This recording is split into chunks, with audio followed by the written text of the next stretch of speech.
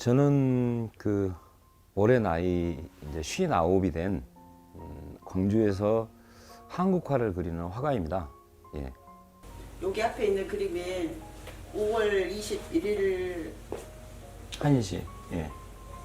발포 후 5월 21일 예, 발포. 발포 후라고 제가 알고 있는데 이 그림을 그리게 된 배경이나 이 그림을 있게 한 5.18 당시에 고3이었다고 제가 알고 있는데 어떤 상황이었는지 그 이야기를 좀 해주셨으면 합니다. 예, 지금 제가 이렇게 쓰고 있는 작업실이 80년 5월에 제가 고등학교 3학년 신분으로 이렇게 살았던 집이에요. 지금 제 작업실이 되어 있는데, 그러니까 제 작업실이 여기 도청에서 이 정도 되는 이 정도가 저희 이제 이게 이제 저희 작업실이 집인데, 그러니까 가까웠죠. 도청하고 굉장히 가까워가지고 그 80년 5월에 어떤 그 민주화에 대한 그 국민적 열망이 있었지 않습니까? 그리고 당시에 이제 전남대학교 그 학생들과 광주 시내에 있던 대학생 그 선배들이 그 전에 그 금남로 그 분수대에서 민주화 성회하는 것도 제가 이제 학교 등하굣길에 같이 참가하고 또 구경도 했었고, 그리고 5.18 항쟁의 거의 전 과정을 사실 이제 이곳저곳을 이렇게 다니면서 제가 볼 수가 있었죠. 근데 이제 그게 가장 그 어떻게 보면은 비극의 극단에 이루었던 상황이 저는 이제 그 발포라는 상황으로 이렇게 생각을 하고 있었고, 누구나 또 그렇게 생각할 부분인데, 근데 제가 이제 그때 아침 밥을 먹고 저희 집에서 나와가지고 이쪽 부분에 나와 있었어요. 카톨릭 센터. 그때는 카톨릭 센터였죠. 네, 그때는 카톨릭 센터였고 5월 항쟁의 어떤 가장 중심되는 격전지였는데, 그럴 때 이제 사람들이 어마어마하게 많이 나와 있었고, 이미 18일, 19일, 20일을 통해 가지고 많은 비극적인 일들이 그 일들과 어떤 항거들이 이제 이 금남로를 중심으로 있었고, 이때는 이제 그 도지사하고 그 면담을 주선해서 개헌 건축과 이렇게 팽팽한 어떤 그런 과정에서 있으면서 계속 대치 상태였어요. 근데 이제 갑자기 그 1시 정도에 점심 식사를 막 마쳤을 무렵한 그런 시각에 이제 발포가 이루어졌죠. 그때의 충격을 제가 지금도 잊을 수가 없고, 제가 이제 당시에 그 어린 마음에도 그림을 그리고 있었기 때문에 그림을 그려야 됐다고 생각을 하고 결심하고 있었던 그 예민한 사춘기 그 청소년 시절인데, 내가 앞으로 화가가 돼서 그림을 그리면 이것을 꼭 내가 그림으로 그려보고 싶다라고 하는 그런 그 욕구가 있었던 것 같아요. 어린 마음이지만. 그래가지고 이제 제가 2017년에 그것을 기억하고 또 자료들을 뒤져서 이것을 그림을 그렸죠. 예. 제가 본 5월 미술 중에 이 그림 안에 헬리콥터가 직접 발포하고 있는 그림은 이 그림이 한 점밖에 없다고 제가 알고 있는데, 그거는 일부러 의식해서 그린 건지 설명을 좀 해주시죠. 그때 제가 이제 애초에는 여기 헬리콥터가 없었어요. 그림을 거의 완성된 시점에서 이게 전일 빌딩에서 헬기 흔적이 발견됐다는 뉴스가 나오더라고요. 그래가지고 저는 사실 제가 이제 주 사는 데가 이렇게 동명동이다 보니까 이쪽으로는 가본 적이 별로 없어요. 이렇게 넘어가지고 이쪽 출장으로? 예, 이쪽은 안 가고, 이쪽에서도 너무나 일이 많이 벌어졌기 때문에 주로 이쪽에서만 있다 보니까, 근데 대부분 헬기 사격기 불로동, 뭐 광주 천변, 또 그 기독병원 근처 이렇게 되더라고요. 그러니까 저는 이제 그쪽을 안 가봤으니까 몰랐죠. 근데 명확하게 여기서는 그 증거가 있었으니까, 그래서 나 이걸 넣어야 됐다 해가지고 이걸 이제 그려놓는 거의 완성된 상태에서 헬기를 집어넣었죠. 나중에. 그러니까 제가 이제 그림을 이렇게 끝내기 전에 이렇게 헬기 그 사격 얘기가 나오는 게, 이걸 꼭 넣었으면 좋겠다는 생각을 했었고 이제 이걸 집어넣었죠. 근데 이걸 넣음으로써 훨씬 더 그림이 더 뭐랄까 역동성이라고 역동감이랄까 그런 걸 좀 더 있었던 것 같아요. 제가 이 그림을 봤을 때 사람 숫자도 무척 궁금했고요. 예, 사람 숫자도 궁금했고 사람들이 발포와 조기 여기 마이크에서 애국가가 나온과 동시에 예, 예, 예. 총경이 시작이 되는데 예. 이 사람들의 행렬을 보면 앞은 총경이 맞아서 쓰러지고 도망을 가요. 예, 예. 근데 여기가 YWCA죠. 예, YMCA. 예, YW. YWCA. 여기만큼은 뒤에서 오는 사람들은 아직 총경을 몰라요. 예. 그래서 앞으로 직진을 하고 있어요. 예, 그러니까 이쪽에서는 밀려나가고 저쪽에서는 다가오는데 이걸 예. 의도적으로 그린 건지 그렇죠. 예. 어떤 걸 표현하려고 하신 거죠? 그러니까 이제 저는 인물을 이제 그리면서 세 가지 흐름을 생각을 했어요. 여기 앞에 계신 분들은 이제 미처 이제 그때는 설마 총을 쏘겠느냐 공포탄으로 위협정도 하겠지라고 생각했다가 앞에 계신 분들은 총에 맞아가지고 어쩔 수 없이 희생을 당하신 경우고 그때 이제 그 총소리를 듣고 사격이 이루어진다고 생각하니까 다들 옆 골목으로 이렇게 뒷길로 다 숨었죠. 근데 이제 이쪽에서 있었던 분들은 소리를 듣고 이제 놀라는 거죠. 예. 근데 다 이제 도청 쪽을 주시를 하는 거고 그리고 여기서 도망을 이렇게 피했던 사람들이 총이 무서워서 집으로 뭐 뿔뿔이 흩어졌냐 그게 아니에요. 총알이 안 나오는 지점에 가서는 다 발걸음을 못 치고 뒤돌아서 가지고 분노하는 거예요. 예. 이제 이 분노한 사람들이 우리도 총을 가져야 된다 해가지고 이제 시 외곽이나 이런 데를 가가지고 총을 가지고 나오죠. 이제 그 단계의 그 상황을 제가 이제 어줍지 않게 그림으로 그렸는데요. 예. 이게 이제 도망을 칠 때는 그 필사적으로 총알을 피하기 위해서 도망을 가지만 이제 이 YWC 정도가 되면 사람들이 방향을 다 트는 거죠. 이렇게 방향을 돌리는 거죠. 이 그림 안에서 계엄군이 정조준 시위대 정조준에서 사격하는 걸 눈에 보이거든요. 예. 그러니까 이제 그때 제가 들었던 총소리는 이제 저는 이제 앞에 있지 않으니까 소리로 더 기억을 하는데 처음에는 그냥 콩 붓듯이 다다다당 쏘다가 나중에는 뭐라 그러죠? 한 발씩이라 그럴까? 그건 조준. 예, 조준 사격이었던 것 같아요. 근데 제가 이제 조준 사격한 것은 보지를 못했는데 이제 그 기록들을 보니까 빌딩 옥상에서 조준 사격을 했다고 이렇게 나오고 그래서 이제 그 기억과 그때 당시에 사료들을 토대로 이렇게 그림을 그렸죠. 이 그림 이전에 예. 이 시간대별로 봤을 때 이 총격 이전의 그림도 있다고 제가 들었거든요. 예. 그거 설명을 좀 해주시죠. 예. 제가 작가님 그림을 볼 적에는 그림은 대부분 사람들이 관람하고 감상한다고 생각을 하잖아요. 예. 근데 쓰인 그림은 적어도 저한테는 그 역사 기록화 같은 느낌이어서 그림을 책을 보듯이 세세히 뜯어봐야 된다고 생각을 해요. 예. 근데 이 그림은 아까 5월 21일 발포 후보다 그 전 단계이기 때문에 평원에는 보여요. 예. 그 폭풍의 눈 같은. 예. 그러니까 헬기에서 삐라가 뿌려지고 있고 예. 시민과 계엄군이 대치 상태긴 한데 굉장히 그 긴박감, 예. 치열함 이런 게 보여요. 근데 이 그림을 먼저 그리시고 21일 발포를 나중에 그리셨나요? 예. 이건 이제 2010년에 그린 겁니다. 10년에. 그리고 이제 저건 2017년에 그렸으니까 7년의 과정이 이제 시간적 거리가 있는 그림인데요. 이제 요것은 발포 전에 이루어졌던 당시의 그 대치 상황을 이렇게 그린 겁니다. 예, 그래서 이렇게 계엄군들이 이렇게 도열에 긴장되게 이렇게 도청을 지킨다고 이렇게 있는 거고, 이제 긴박감을 느끼는 헬기가 와가지고 도청에 있는 문서들이나 이런 것들을 빼고, 그리고 당시에는 이제 헬리콥터가 수시로 이렇게 낮게 떠 있었어요. 그러면서 이제 굉장히 그 어떤 공포 분위기, 또 불안 분위기를 조성을 했었고, 또 저렇게 삐라를 뿌려서 그냥 유언비어에 현혹되지 말고 뭐 해라라고 하는 그런 억압적인 그런 삐라들을 이렇게 뿌렸었고, 시민들이 이제 항쟁의 소식을 듣고 이제 많은 시민들이 이제 이렇게 도청을 중심으로 이렇게 밀고 오는 그런 상황이었죠.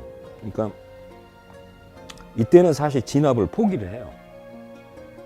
18, 19, 20일까지는 그 잔인무도하게 진압을 하다가 시민들이 워낙 많이 밀려 나오니까 이때는 얘들이 수세에 몰려가지고 이렇게 이제 마치 진지를 지키는 무슨 것처럼 병사들처럼 이렇게 무미건조하게 이렇게 서 있는 거죠.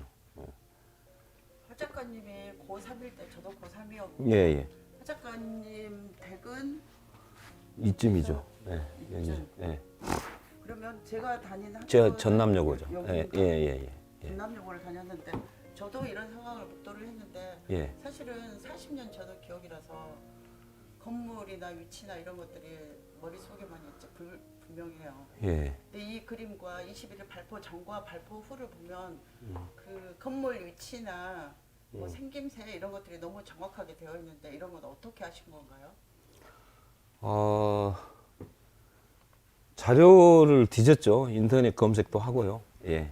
하고 또 제 기억에 의존해서 이게 뭔가 이후에 지어진 건물 같다 하는 것은 이제 자료를 뒤졌고, 이제 요게 YWCA인데 이때만 해도 인터넷 검색 기능이 별로 발달하지 않아서 그 YWCA를 못 찾겠더라고요. 안 나와 있어가지고.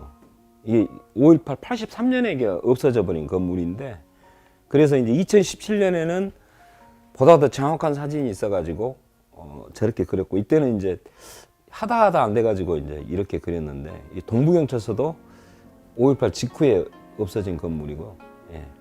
또 여기가 지금은 이제 빌딩들이 들어섰는데, 그때 당시에는 제 친구가 이 골목에 살아가지고 여기를 이제 자주 왔다 갔다 해가지고 그때 느낌의 이런 이 양치열 지붕 건물들이 있고 다방들이 있고 하는 자전차포 있고 하는 그 기억을 생각해서 이제 그린 건데, 이건 그러니까 제가 이런 그림을 그릴 수 있었던 게 뭐냐면, 제가 여기서 거의 뭐 어렸을 때부터 그 태어나다시피 뭐 60년 가까이를 50년, 60년을 살았기 때문에 그 기억에 다 한 번씩은 하여튼 들어가 봤던 길들이고, 제가 이제 서속 초등학교를 다녔고 중앙초등학교를 자주 놀러 갔었고 전남여고에 수시로 다녔고, 뭐 이런 전일 빌딩은 무슨 도서관도 있고 무슨 미술관도 있고 많이 했었고, 이 일대가 다 이제 제가 어렸을 때 유년기, 청소년기의 어떤 공간이다 보니까 기억이 다 있는 거죠. 예.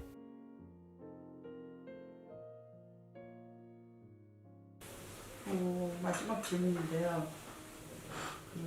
1980년 민주화 운동이 있고요.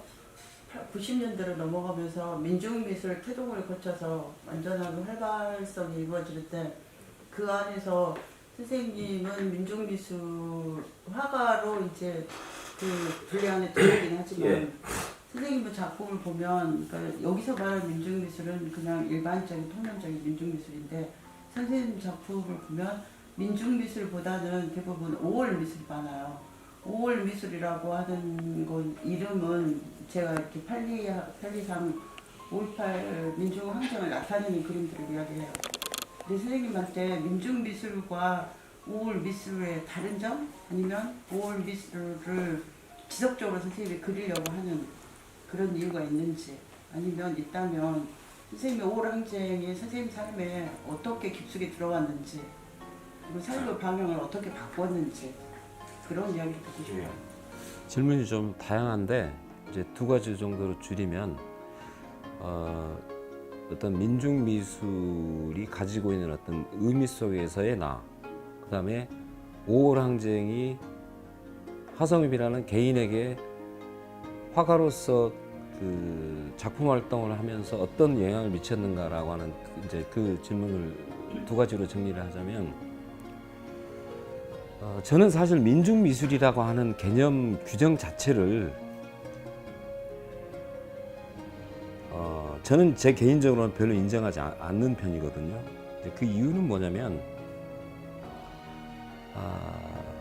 그것은 80년대에 우리 한국 사회의 현실을 화가들이 담겠다고 하는 어떤 그 새로운 어떤 표현에 기존의 제도권들이 그 의미를 폄하시키기 위해서 붙여낸 하나의 그 규정된 개념이거든요.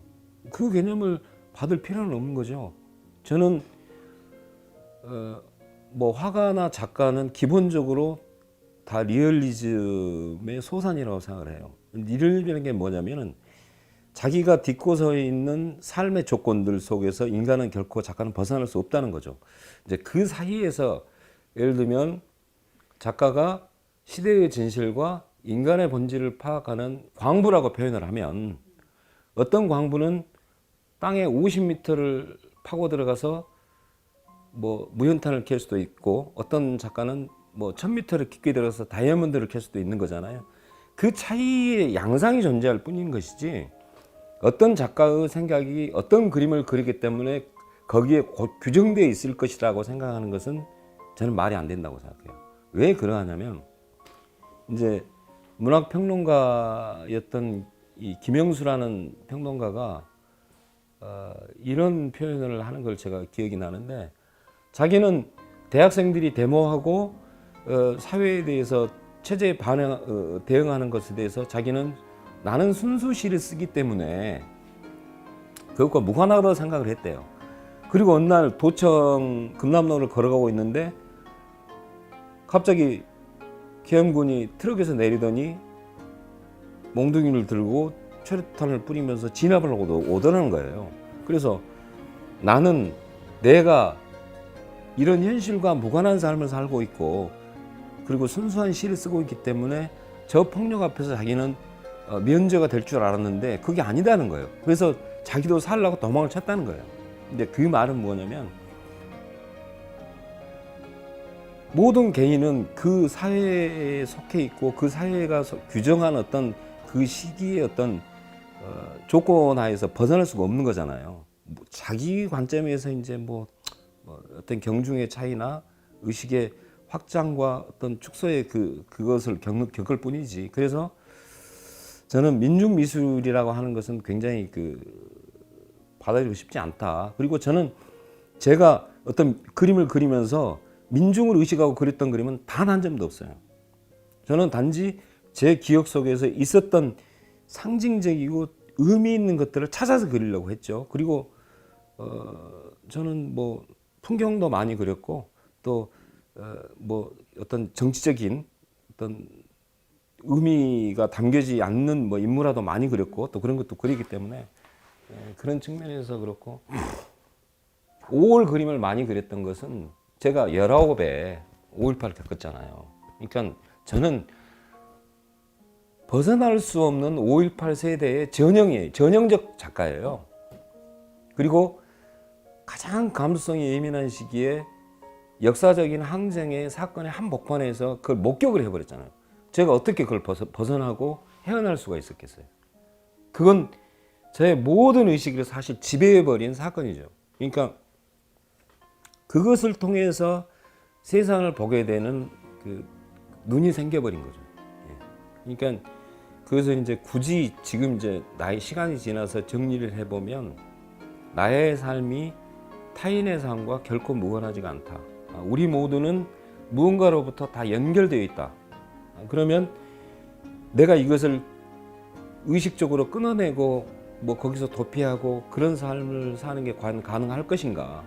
그리고 가능하다고 하는 것이 과연 나의 삶과 우리가 모두가 꿈꾸는 인간의 존엄의 가치와 어떻게 일치할 수 있는가라고 생각을 했을 때 그건 벗어날 수 없는 것이고 이것은 어떻게 보면은 시대의 불행이고 국가의 불행이고 이것을 피해를 겪었던 사람들의 모든 사람에게 불행이지만 저는 작가에게 있어서는 아주 중요한 하나의 모티브를 준 거다. 그래서 이것을 보다 더 의미 있게 확장시켜 발전시켜 나가는 것이 나의 또 의무이기도 하고 나의 과제이기도 하다 이런 생각을 했죠. 좋은 말씀 잘 들었고요. 박 작가님 작품을 이해하는데 여러 낯설다라고 생각하지 말고 이해하는데 도움이 될 수 있는 말들을 해주셨고요. 저는 개인적 질문인데요. 아까도 비슷한 말씀을 하시긴 하셨는데 5.18이 나의 삶을 어떻게 변형을 시켰는지, 그리고 이제 조금 있으면 환갑이 되잖아요. 60이 되는데 60 후 삶은 어떻게 될 건지 작가로서 삶을 이야기해 주시면 좋겠어요. 그리고 마지막 질문 중에서 어떻게 환갑이 된다는 말처럼 생경하게 들리는 얘기가 있는데, 내가 이 나이 먹도록 도대체 뭘 했을까 라고 하는 생각. 근데 이제 이런 부분이 있어요. 제가 30대에 이런 그림을 그리고 싶은 생각도 있었을 거 아니에요. 근데 그때 드는 느낌은 뭐냐면, 그러기에는 내가 너무 부족하다 싶어요. 그래서 이걸 한 번 잘못해버리면 내가 다시 되돌릴 수가 없는 건데, 근데 그때 이제 제 화집에 보면은 30살 때 그렸던 그림이 하나 있어요. 박승현이라서 행렬도인데, 이제 저건 그때 이제 그 전남대사의 박승희가 이렇게 분신을 해서 이렇게 정말 광주 시민 거의 전체가 참여하는 어마어마한 노제를 한 건데, 저는 이걸 그리면서 사실 광주 항쟁을 직접 그리기는 부담스럽고 해가지고 박승희 행렬도를 좀 그려보면서 광주 항쟁을 준비를 해보자라고 하는 측면 그림이 되어버렸어요. 근데 이 그림이 이제 쉽게 말하면 저희 대표작이 중에 하나가 돼버렸는데, 근데 그때는 사실 자신감이 없었어요. 그리고 지금도 그렇게 제가 자신감이 충만한 상태는 아니에요. 근데 이제 환갑이 됐다고 내일 모레 환갑이라고 얘기하시니까 이게 체력이 문제가 되더라고요. 과연 내가 이제 더 이렇게 나의 그 게으름과 그 가장된 겸손, 게으름이 포장된 겸손만 떨다가는 인생이 이대로 끝나볼 수도 있겠구나. 그래서 이제 더 이상은 미루면 안 된다고 시작을 했는데, 어떤 사람은 그러더라고요. 왜 아직도 5.18이고 왜 아직도 윤상원이냐고 얘기를 하더라고요. 그래서 제가 이렇게 얘기를 했죠. 자, 우리가 5.18 얘기했지만 5.18 올해가 40주년인데 40주년을 통틀어서 우리가 기억 속에 남은 5월 그림이 과연 몇 개나 되느냐라고 얘기하니까 정말 빈곤하더라고요. 그렇다면은 광주를 사는 작가들한테는 이게 이제 하나의 과제가 놓여진 거죠. 그리고 저는 우리가 광주 항쟁을 알지만 저도 아직 광주 항쟁을 모르고, 제가 윤상호를 알지만 아직도 저는 윤상호를 잘 모른다고 생각해요. 그리고 그렇게 위대한 삶을 살았던 개인의 삶을 더 탐구하는 노력을 일생을 다해서 하다가 가주는 것, 나는 그것이 저한테 주어진 어떤 징검다리에 하나의 돌을 놓는 역할을 하는 거라고 생각하고, 제 딸과 제 후배들과 앞으로 자라날 이 땅의 아이들이 이런 사람이 살고 갔다라고 하는 것을 기억해야 된다고 생각해요. 그리고 제가 정말 하나의 한 점의 후회와 의심을 갖지 않는 것은, 윤상훈이라는 사람을 공부하면 공부할수록, 탐구하면 탐구할수록 감탄하게 되는 측면이 있어요. 저도 30이라는 나이를 경험했는데 30이라는 젊은 나이에 이런 삶을 과연 살 수 있을까? 이런 사람은 없다. 너무나 많은 사람들이 별처럼 아름다운 삶을 살아서 오늘의 우리 인생이나 우리 그 공동체를 유지 발전시켜 가지만, 그 중에 윤상호는 우리 가까이 있었던 사람이잖아요. 가까이 있었던 사람, 저 사람과 나하고도 무언가로부터 연결되어 있었을 텐데, 그 연결된 끈을 잘 찾아서 또 이걸 형상화시켜내는 것이 저의 의미이기도 하지만 저에게 복된, 아주 축복된 하나의 그 작가로서는 영광된 일이죠. 그래서 그걸 하려고 합니다. 근데 이제 환갑이 됐는데 제가 이제 사례를 다해서 제가 물리적으로 붓을 넣은 날까지 광주항쟁도 그릴 거고 노무현 대통령 노제도 그릴 거고. 기대하겠습니다. 예, 감사합니다.